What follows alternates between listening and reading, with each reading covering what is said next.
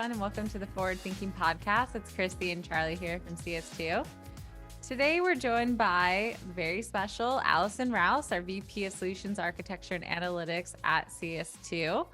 We're really excited. The last episode we had Alison on has been one of our top episodes where we tackled attribution. And today I think is sure to be like our second best, just because we know analytics is big for all you listeners. And we're going to be talking about building an analytics framework. This is tailing off of our OpsStars workshop. And so for those of you who missed it, we're going to do a deep dive into that. So welcome back to the podcast, Alison. Hi, happy to be here. All right, so let's not waste any time. Let's just dive into it. Why don't you set the stage for why an analytics framework and what it is and why we should care? Sure. Yeah, so one of the things I talked about in the workshop was, I'm a total personal story about how I'm an introvert. And because I'm an introvert, I love self-checkout at the grocery store. And I think an analytics framework is a lot like a self-checkout, because if you think about a self-checkout, it's turning your customers into novice cashiers, whereas in my mind, an analytics framework is turning your internal customers, the different departments within your company, into novice analysts. And if you think also about self-checkout, it doesn't necessarily get rid of the need for a professional cashier. Just like an analytics framework isn't gonna get rid of your job as a marketing ops person, but it really does help you as a professional focus on the things that matter the most. So maybe helping those people, like with the self-checkout, you're helping the customers that don't want to deal with self-checkout or don't feel intimidated by it, just like you might with an analytics framework help those customers who maybe are a little less data savvy. You can also focus more on actually providing analysis in the reports that you're providing, just like maybe a cashier would spend more time helping their customers find or recommend the products that they're looking for in the store. So stemming from that, what is an analytics framework? I think about it in three components. One, it's a canonical set of dashboards that's going to hopefully answer 80% of the questions that you get from folks today around your data. The second thing is it's a data dictionary. So it's going to outline what are the key fields that are being used in the dashboards, how are those defined, how are they populated, and then the third thing, it's like data fluency course material or documentation around how to use the dashboards, because a dashboard is really just the starting point for your analysis. So having some additional commentary about how to drill in and find those insights is really going to help your audience self-serve the insights a bit more. So that's essentially what an analytics framework is. Yeah, I like the self-checkout too. If you think about it, like one of the nice things in the grocery store too is that like you're just buying like 3 things or 5 things or something, like that person doesn't have to wait behind you. And I'm usually that person who's buying for a whole week and it takes a long time. And I always see that person behind me like, oh, it would be better if they could just get in and get out. Or when I'm in a hurry, I want to get in and get out. And so self-check is good for that. And if you are that checker who's really working on something that takes a long time, needs all of your attention, it's hard when you have some of those little things, like quick things that could be easily done by that person. So I love that analogy for it. Yeah. And then those that are no longer working on the checkouts because their job's been freed up, like Alison said, they're helping customers find things, helping them like maybe up level, sell more, sell better products, so like that's like a more strategic role than just kind of like helping them check out. So yeah, moving on. Why in the analytics, in like kind of marketing, why should a marketing operations person like focus on this? And why is an analytics framework useful for a marketing ops person or a B2B marketer, like kind of whoever's owning reporting and data? Yeah, there's a couple of reasons why you want to build an analytics framework. One is you probably today are pretty inundated with ad hoc reporting requests, particularly around like the end of the quarter or the start of a quarter. I'm sure you're getting a lot of requests. And so you spend a lot of time, spinning up a new dashboard, creating some reports that maybe are used for the next week or two. And then, next quarter, you kind of go through the same thing. Whereas if you had a set of dashboards, you could likely reuse those again and again. And, instead of building, you're pointing people to the dashboard to help answer their questions. Maybe you're answering questions about how to use the dashboard and less building the report. So you're becoming a little bit more strategic there. The other reason to build an analytics framework is sometimes you'll get the opposite, where you're not getting a reporting request, but instead someone doesn't want to bother you. So they're going to build their own report, and they don't know what field to use, or what the data necessarily means, or how the underlying data is being populated. And so they may create a report using a field that isn't being populated anymore. They'll draw the wrong conclusions.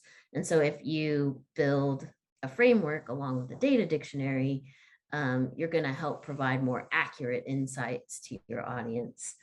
And then the final kind of area that I've already hinted on is really you're moving from being tactical to strategic. So once you build the framework, you can spend more time on that analysis. And if your reporting platform allows, I even suggest adding the analysis in the dashboard, ahead of a meeting where you might be going over the dashboard. And then also spending your time training others how to do that analysis, and providing the extra level of detail about the trends that you're seeing, and facilitating epiphanies in the data for others. But I think, some people listening to this may hear and go, I've created a dashboard, like my job's done. Like I've done it. Like I've got an analytics framework, and, I'm sure that might feel right, but there's probably parts that they're missing. Where do you think most people are in this journey? Kind of like, where would you say most people are in terms of like getting from, having nothing to this full-blown analytics framework? And where do you see kind of like the biggest gaps? Yeah, so I think people are obviously creating dashboards that are used in meetings and making decisions from data today, but I think it's a little less formalized than what a framework provides. So one of the things that we suggest when building a framework is to do what's called an analytics assessment. So that's where you are going to your leadership team, going to each budget holder within your marketing department, and asking them how they are using the data today, if they are using it, asking questions like, what decisions are you trying to make today that you feel less confident in because you don't have the data that you need, or and really getting into the weeds with them on what matters to them the most in terms of making decisions. And so I don't think people are going to that level of effort where they're really kind of sitting in their customer's shoes and going through all the questions. And then you're likely going to need more than a dashboard. So you'll have like a leadership dashboard for sure, but the audience matters. So, your marketing practitioners are making very tactical decisions day to day about what campaigns they're going to execute on versus not. And so they're going to need a different view of the data than your CMO. And your SDR manager is going to look at very different data. So making sure that each dashboard is catered to the audience is another area. Yeah, one of the things I hear you say a lot is, obviously this is to stop that ad hoc kind of nature of everything. So like, I'm sure people have got like the dashboard they created, but like kind of be honest with yourself, still how many ad hoc requests are coming in? And when we did the survey at OpsStars, we asked people, how much of their reporting is centralized as opposed to ad hoc. I think only it was like 14% of people had like what they would consider 75% of like those questions covered. And you're basically saying you want this framework to cover 80% or more of that. So very few people have kind of made it to that level. I think one of the key points that I think that not to put words in your mouth, but is really it's more being proactive instead of reactive. And I think even if you've got the dashboard, it probably was still reactive. It was like, oh, we need this dashboard for this thing, create it, and then you created it. But what you're saying flip that on its head and do the assessment first and be proactive to then answer all the questions and get ahead of it, right? Would that be right? Yeah, and I think one thing that we haven't talked about yet, but even I think once you do this is kind of also an opportunity to establish like when people are doing this reporting, how often, and if you're the one who's doing that and pulling the analysis and then giving that back to those teams, you're almost training them of like, oh, this is how I can use this framework, and just further facilitating that to a point where over time, maybe they're doing the analysis themselves and coming to those meetings. But I think even down to being prescriptive of like, how often are we going to be reviewing this reporting? How do we actually like look at those insights? How do we like articulate them? Is even a step ahead.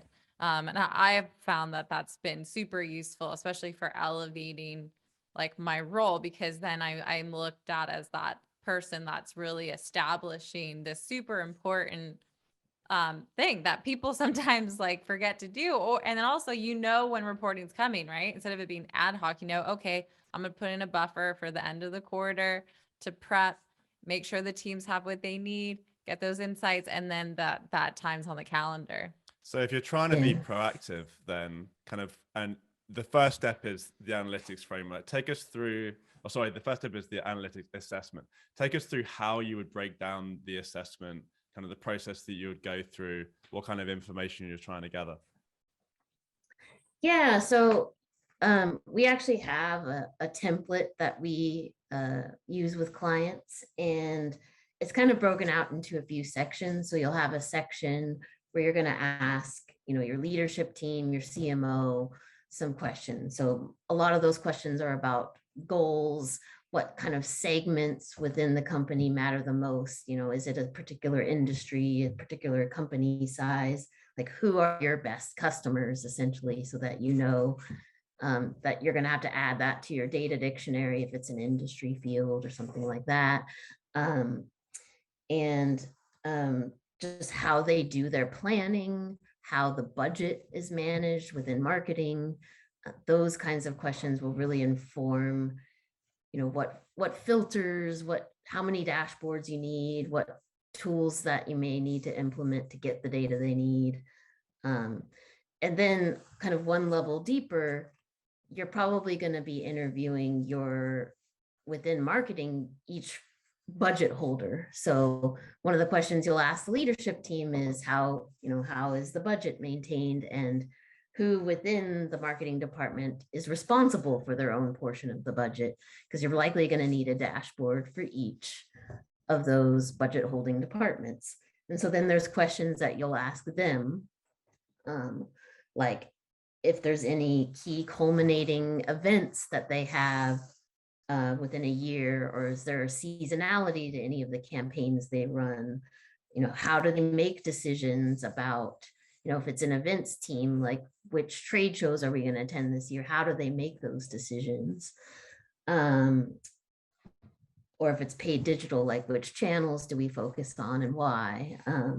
So those kinds of things. And then the assessment also has questions for, like, if you have a sales development team, how is your how's your team compensated? What tools does your sales development team use? All of these kinds of questions are going to help you determine like what you need to add to the data dictionary, how many different dashboards you need to create, and what kinds of visualizations are really going to give your audience the insights it needs. And so, yeah. I was going to ask, any tips on kind of like how to do that practically? Like, is there a better time of year to do it? Is a better time of quarter? Like ways to get on the calendar with the CMO? And the ways to like pitch it if the business is like, yeah, no, just focus on this other thing. Like any just like kind of like how to guide, like tips and tricks that you would have on how to get it going? Yeah, I mean, it's a good question. I think, some of it can come naturally if you already have meetings with these people. Most often they are very willing to meet with you because they know that they need an understanding of the data in order to do their jobs better. So just getting that time on the calendar with them, a lot of the questions probably would only take them, a 30-minute, quick meeting to go through the questions. For some folks like to think about it more, so you could even just send them a survey or something like that on a regular cadence. It's always good to do these things annually, kind of around, hopefully before kind of your planning year starts, especially if you have like revenue goals and things like that. I guess those are my tips, but Yeah, no, that's great. And I think a lot of the times, like with a lot of things you say, like I feel like an executive, if you're saying, hey, I want to put in this more repeatable process, something that's going to give not only you the insights that you need at the time that you need it, but also like your team so they can answer your questions effectively without me being a bottleneck. Like, how do you say no to that? Like, so yeah. I think you're going to get that executive level buy-in. And it's just like enlisting like their support, in you to do that is just like that first step. But I think it's going to be welcomed with open arms if it's not even being told to you to do it now. Yeah, and I like what you said about making it natural. If you're not speaking, if you're not speaking to a lot of the, your leadership and the other teams, and that's a problem for marketing ops. You should be doing that, for multiple reasons. And you could almost kind of maybe do this behind the scenes, ask some questions on the calls and just get some of the responses. I think it's probably better to do it, be upfront about it. But you could answer some of the questions probably in the analytics assessment yourself too at the beginning, and then drill down into some other aspects of it. So, I just know a lot of marketing ops people are very strapped for time. So just find a way to blend it into everything that you're doing and just keep trying to nudge it forward. Yeah. One thing I should say too, like that will be a benefit to your, the stakeholders that you're building this framework for, is that giving them the skills to do some of this analysis or start being a bit more data driven is something that they can add to their resume. Like it's super helpful. And everybody wants some number to add to their resume about how they improved something from A to Z. And if they're able to actually show that with the data, then yeah, it helps them with their career as well. Totally. How would you educate them? Are there any resources that come to mind, or that you could potentially, that a marketing ops person could share with them, or even the marketing ops person can learn from too? I know you read a lot, and you're constantly kind of improving your skills in this area. Is there anything that you can share there? Yeah, trying to think. One thing that you can do too is when you're building the framework and you're building like that data fluency material alongside your dashboard, kind of record yourself taking one of your dashboards, finding something interesting in the underlying data, because a lot of times the summary statistic that you're seeing in the dashboard is hiding something interesting beneath it. So take them through that journey by going that one level deep, doing some drill downs in some of the dashboards, and show them how to explore the data a bit more. So that's one way. Yeah, I'm trying to think. One thing too, while you think about it, but I think you probably do this naturally as well, but I think for marketing ops people, it is that like next level step is with some of that assessment, also teaching them like there's the data fluency, but also the connection between like certain things you're seeing and like the reasons for it. And that's actually understanding marketing too. So like from a field marketer's perspective, giving them the foresight to know, okay, you're not going to see a lot of like net new pipeline created, but maybe you need to look at like pipeline acceleration, or you should look at things at a regional perspective. So like the action items would be like dig into this one region whose pipeline looking forward out is reduced. Like how can your team then do an action plan to really like accelerate pipeline in that region? So like kind of teaching them like, okay, based on the data, what are even the actions we need to take? Because like you said, there's the insights, but it's like, okay, but what do I do now? That's true. You made me think of another thing, which is a lot of times when people are getting started with data, they'll look at a chart and they'll, make a decision or draw a conclusion from one piece of data.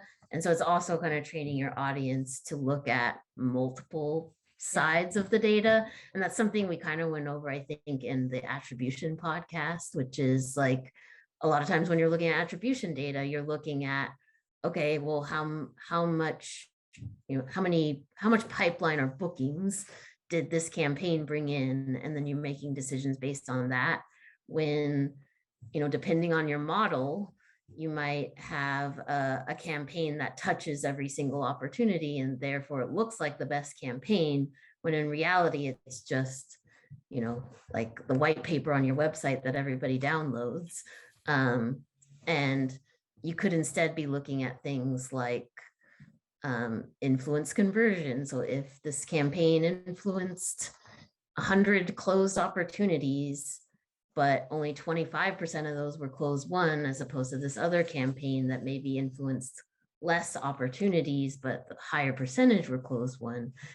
So looking at data like that from multiple angles, because different campaigns are going to be better at different things. Like one campaign could be good at acceleration, another campaign could be good at generating the right kind of net new names to your database, but not necessarily moving them along. So yeah, and then tying that back to what you're saying about what I loved is taking them through that process, going through and videoing yourself and talking through the data, what you're seeing, insights that you can draw out of it. I think that would be a really powerful way to help people eventually help themselves with data and not kind of draw the wrong conclusions or use the data in the wrong way, right? Because that's a huge part. The enablement part is a huge part, right? And that's what we always talk about. You can't just, well, a lot of what people are stuck in today is, oh, we need a dashboard, create a dashboard, throw it over, done. We need a dashboard, let's create a dashboard, throw it over, done. But what you're saying is first we need to do the assessment, find out what they need. Then we're going to build the framework. We're going to get into some more of the details on how to build the framework, build the dashboards, but then making sure you train and enable people on those dashboards so they can actually use it. So kind of going back a step a little bit to the actual building of the framework. So take us through how, once you've done the assessment, what are some of the steps that you would take to build? Yeah, so once you've done the assessment, the first thing is, you've probably got a list of terms for your data dictionary. And if you don't already know where that data gets sourced, kind of figure that out and document it and create the data dictionary, because that's going to be those terms, like whether it's industry or company size or customer versus prospect, those are all things you'll be adding to your dashboards, your filters, those kinds of things. So I'd say that's a really good first step. And then the next step is a lot of the questions in the assessment will help you prioritize what dashboards to create first, because you're not going to do this in a week. So, you're probably going to start with your leadership dashboard. So measuring how you're making your way towards your goals, goal attainment type dashboards, whether you've got enough in pipeline for the subsequent quarter, those kinds of leading and lagging indicator dashboards for your leadership audience. Then you're probably going to prioritize, where is most of your marketing budget going towards? So if it's events, maybe you'll create an events dashboard. If it's paid digital, maybe you'll create a paid digital dashboard. One of the things I also always suggest is building the dashboards to be very dynamic. So one of the most types of ad hoc questions I would get is like, how well did this campaign do compared to last year? Or, how many net new leads did we get from this campaign? Or how many opportunities were created as a result of this? One of the best dashboards I've ever created is just like a campaign performance dashboard where you have all sorts of filters at the top, including one where somebody could just plug in the name of the campaign, but also things like job level, job role, net new versus existing. And somebody could just go to that dashboard, plug in whatever campaign, and it would show all sorts of statistics about that campaign, like how many net new leads it generated, how many were from target accounts, how many were, C-level versus director level, how many opportunities have been generated, all that kind of data, because then you don't have to create a separate report for every single campaign that you get. So starting with those very dynamic dashboards that are going to be useful to a larger audience is also a good place to start. Yeah, or even if you're strapped for time, I feel like starting with that dynamic campaign dashboard, especially if you can filter off like type, almost gives you that freedom of not having to create the individual dashboards. Maybe you wait and then you're like, okay, well, I built it out for your specific channels. But at least starting with that, make sure that everyone can probably answer their questions instead of just one team, which can be useful when you're really strapped for time, so that everyone feels supported, and then take your individual teams and answer them, so that everyone's happy and everything's harmonious. Yeah. So you mentioned this isn't going to be done in a week. What kind of time frame should we be shooting for? Or is it that's a bad question? Is it kind of you're going to be working on this forever maybe and constantly iterating? Yeah, I mean, you're definitely going to be constantly iterating as, goals change, and, I would say it's like anything in MOPS, that it's never done and that you're always adding to it. And I guess one of the other things that we talked about in the OpsStars workshop was our product MOPS method, which is moving from, kind of this project focus to a product focused. And it's really a product that you're going to continue to add features to. So you're going to add new dashboards. You're going to add, potentially you're going to be buying other tools that are going to give you more data about your audience that you're going to need to incorporate in the dashboard. So it's just constantly enhancing that. But, you can create a dashboard within a week. And so just kind of chipping away at it and starting like Chrissy said, with the most dynamic dashboard that's going to be available to the widest audience is a good place to start. Obviously, a leadership team is a good place to start. Yeah. And then the third one, like I know we talked about before this, but you mentioned as a third one is the SDR or like sales development dashboard, where you talk you show attainment and so forth. And I do like that approach, because I think Yeah. when I worked in house and I managed demand gen, it was always like we looked at things from a top level, especially with pipeline. And then we dig further and be like, okay, let's look into maybe the campaign performance or field events, like for that region that's suffering, or, top of funnel if we feel like we're not hitting that. And then that always, we looked at, okay, there's not a lot of like, fire signs there. So like, let's look at SDR performance. Like maybe just SDR performance there is lacking, and then we'd find something there. So actually just having those set, it leads you down like the path that you would normally go anyway to do your analysis. Yeah. Yeah. So yeah, the third dashboard that I would say is probably on the, your top 3 dashboards of leadership, your campaign performance, and then SDR performance, just kind of seeing where bottlenecks are. Is there a particular rep that's getting everything and then other reps aren't? Who's hitting their goals out of the park versus who's not, so that you can optimize that motion as well. Totally. So then thinking of the product, I know you've got a very clear kind of breakdown of what the analytics framework product would look like, with the, the spreadsheet with the columns and like all of the different bits of information that will go into that would then link out to all of the dashboards. Can you take us through what it should look like and what it should have in it? Yeah, so it can be like a Google sheet, or you could put it in your own, your company if they have like an intranet or a knowledge base. But basically it's like a spreadsheet that is going to have, a column with a link to the dashboard, a link to any supporting documentation about that dashboard, that might contain the videos where you're going through it. It's going to have a description of like, what is the purpose of this dashboard? If I go to this dashboard, what kinds of insights am I supposed to gather from it? A list of what reports are included, a detail about who the audience for the dashboard is. Is it a leadership dashboard? Is it an SDR dashboard? Who's the audience? And then how often the dashboard is reviewed, and maybe even any like, this dashboard is reviewed in this quarterly meeting, any details about that. And then separately, you'll have, whether it's in the documentation itself or maybe a separate tab, but your data dictionary where you're defining, okay, yes, this dashboard has a filter for job level.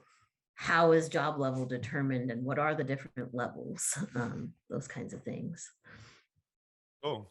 Well, I know we've got to wrap up in a minute, but I want to touch on one more important point, and I think it's very much related to the product MOPS method as well, where we like to be able to measure MOPS's outcomes or the performance of marketing operations in a way that's like tied to the business objectives. And I think we've had some great ideas on like how you can measure, not like the measures that you're providing to the business, but how do you measure marketing ops's framework that you've created and the performance of that and how that has helped the business. So then you as a marketing operations person can show that what your work is actually having desirable outcomes. I'd love to hear a few ways that you would think about measuring that.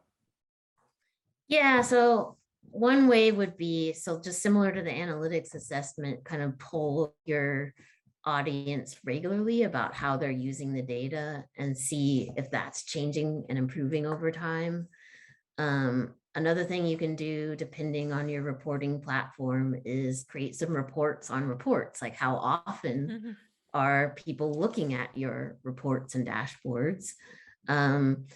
Depending on where you're holding all your documentation, you can do the same kind of reporting there. How often are people looking at the documentation? How many video views did I get?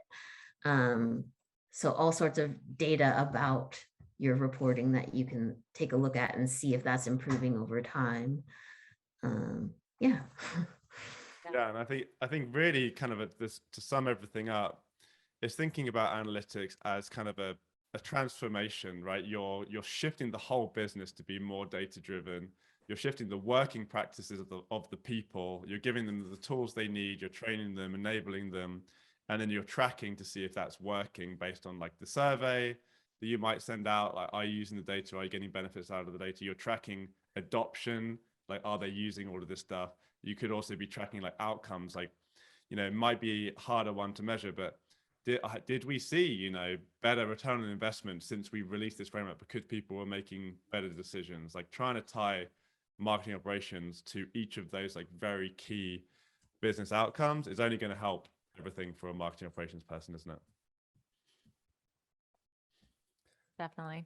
Well, I think that, any closing statements by any of you two? I don't know, before we end it.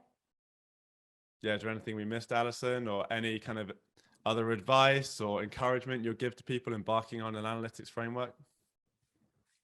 I guess it just kind of reiterating that you really want to sit in your customers' shoes to understand like how can they use the data to make better decisions. Because oftentimes we forget about that when we create a really cool chart, but does it actually tell them anything interesting? Yeah. So really just kind of sitting in their shoes, and both from what data is going to help them, but even just like where they're at with their own data fluency.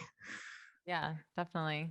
Yeah, I love that. It's a great project too for Mops people who want to just flex, like working cross-functionally, because like you've set up regular meetings and you really start to empathize and understand the whole business. It's so great for your career, like doing that. So yeah, totally agree. Great. Well, I feel like another great episode with you, Alison. Share your insights with our audience, and so hopefully all of you got some great tips on how to build your own analytics framework. If you do have any questions, feel free, find Alison on LinkedIn, Alison Rouse, and if you do have a question too, you can come to our website and post a question through our or Slack any results bot. Or any results. Yeah. Want to hear that too? Yeah, we'd love to hear that. And if you enjoy this episode and want to share it with any of your colleagues or friends, please do. You can find it on all of your favorite podcast players. And we'll see you on the next time on Forward Thinking. All right. Have a good one. See ya.